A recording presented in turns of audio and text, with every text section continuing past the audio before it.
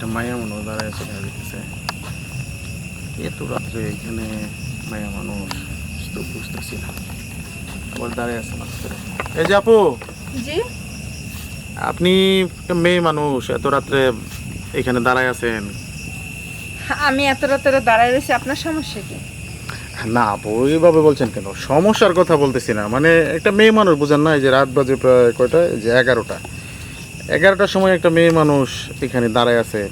এই, আপনারা কি ভিডিও করতেছেন? ভিডিও অফ করেন।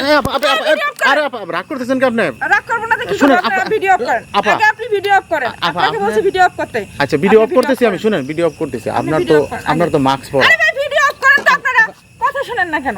আগে ভিডিও অফ করেন। আপনার তো মাস্ক পরা, মাস্ক বুঝছেন? পরা যতই থাক, আপনি ভিডিও অফ করেন। আপা আপনি শুনেন, আপনার সাথে আমি দুইটা কথা বলি, হ্যাঁ? সমস্যা নেই, ভিডিও পাবলিশ করব না আপা। আপনি ঠিক আছে, এই ভিডিও অফ করেন, আমি আপনার সাথে কথা বলছি। ভিডিও অফ করেন। ঠিক আছে, এই ভিডিও পাবলিশ করব না, কথা দিলাম আপনারে। এই ভিডিও এমনি রাখবো, পরে ডিলিট করে দেব, ঠিক আরে আছে? ভাই আগে ভিডিও ডিলিট করেন, তারপর আমি আপনার সাথে কথা বলতেছি। অফ করেন।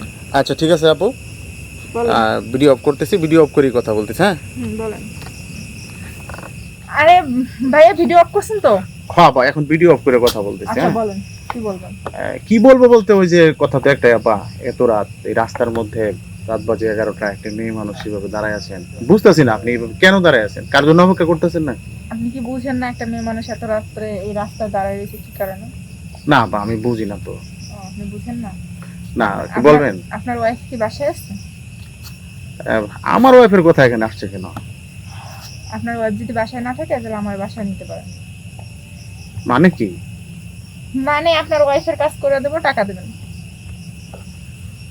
ও মাই গড, বুঝতে পারছেন? আসলে আপনাকে তো দেখে আপা ওরকম মনে হয় না, কিন্তু আপনি এটা বলতেছেন।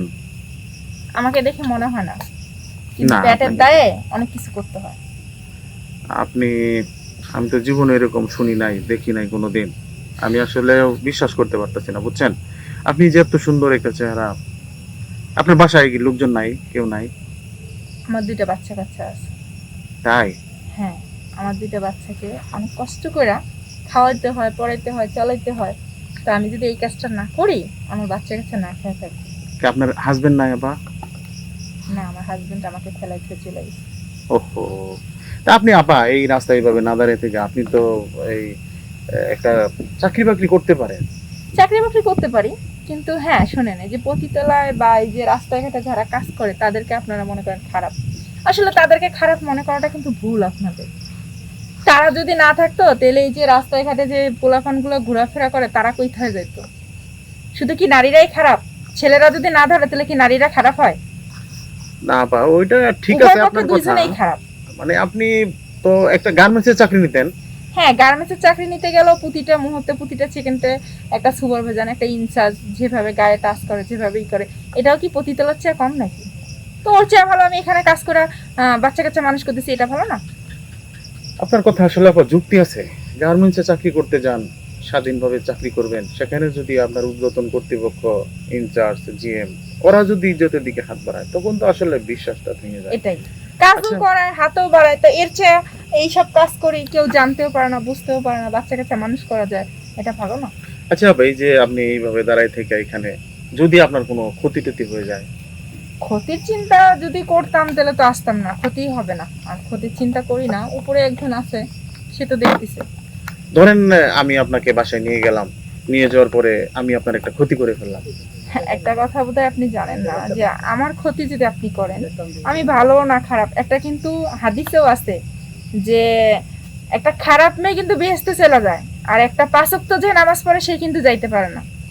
কেন এটা জানেন? অবশ্য আপা আমলের ব্যাপার, সেদিকে যাব না, কিন্তু আসলে কি আপা, আপনি দেখতে শুনতে মাশাআল্লাহ অনেক সুন্দর একটা মেয়ে, মানে আপনাকে না, মানে আমার এখনো বিশ্বাস হচ্ছে না যে আপনি এরকম। আপনার যদি বিশ্বাস না হয় করার কিছু নাই, কিন্তু হ্যাঁ আমি এইসব কাজ করি, আমার বাচ্চা কাচ্চা আছে, তাদেরকে দেখতে হয়, নিজের সংসার চালাইতে হয়। তো বুঝতেই পারতেছেন একটা আমার উপরে কিরকম চাপ, তো সেই চাপের ক্ষেত্রে আমি কাজ করি। তবু আপা দুনিয়াতে দেখেন অনেক কর্ম আছে, আমি মনে করি আপনি এসব ছেড়ে দিয়ে একটা ভালো কাজ করেন, কে দেবে? যেখানে আপনার, আপনি দেবেন কর্ম? আসলে আপা আমার তো কর্ম দেওয়ার আসলে ওইরকম এবিলিটি নাই। তো যদি আপনি কর্ম না দেন, এত কথা না বলে, এত জ্ঞান না দিয়ে আপনি যান, আমার কাস্টমার আসবে। ঠিক আছে আপা, আপনার কথা ঠিক আছে, আসলে আমার যদি ওরকম, আমি যদি বড় লোক হতাম, আমার যদি ফ্যাক্টরি থাকতো, আমি অবশ্যই আপনার একটা চাকরির ব্যবস্থা করে দিতাম। আপনার করুণ কাহিনী শুনে সবাই মুখে বড় বড় কথা বলতে পারে, কাজের বেলা কেউ পারে না, বুঝছেন? কাজের বেলা কেউ পারে না। পারবেন আপনি আমাকে বিয়ে করে আপনার সংসার লাইফে ঢুকাইতে?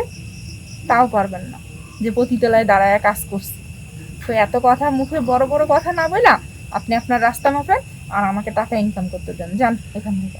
আসলে আপা আমার যদি ঘরে বউ না থাকতো, আমি ঠিকই আপনার বিয়ে করে আমি আপনাকে এই রাস্তা থেকে ফিরে আনতাম। ওই মুখে ছেলেরা সবসময় বড় কথাই বলতে পারে, কাজের বেলা থান না।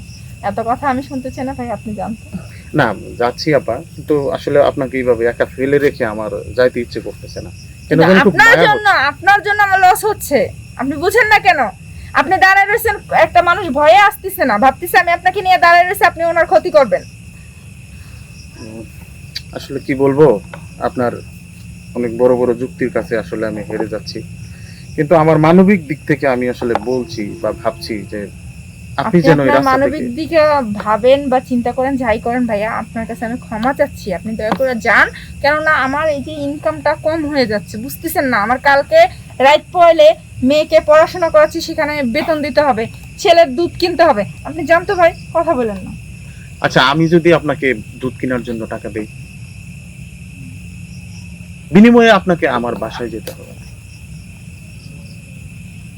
আপনি তো আজব একটা মানুষ।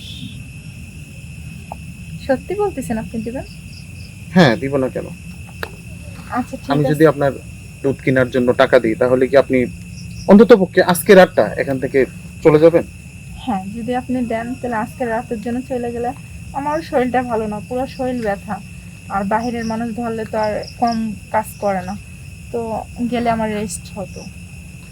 তো আমিও ছোট একটা কর্ম করে খাই, তো আমি চাইবো যে আপনি এখান থেকে আজকে টাকাটি নিয়ে চলে যাবেন, এবং পরবর্তীতে আপনি এখানে না আসলে আমি আর বেশি খুশি হব যদি না আপনি আসে পারেন। করার কিছু নাই ভাই, আপনি আজকে আমার দুধের টাকা দিচ্ছেন, ঠিক আছে, আপনার কথা শুনে চলে যাবো আজকে, ঠিক আছে, কিন্তু কালকে তো আমার আসতেই হবে।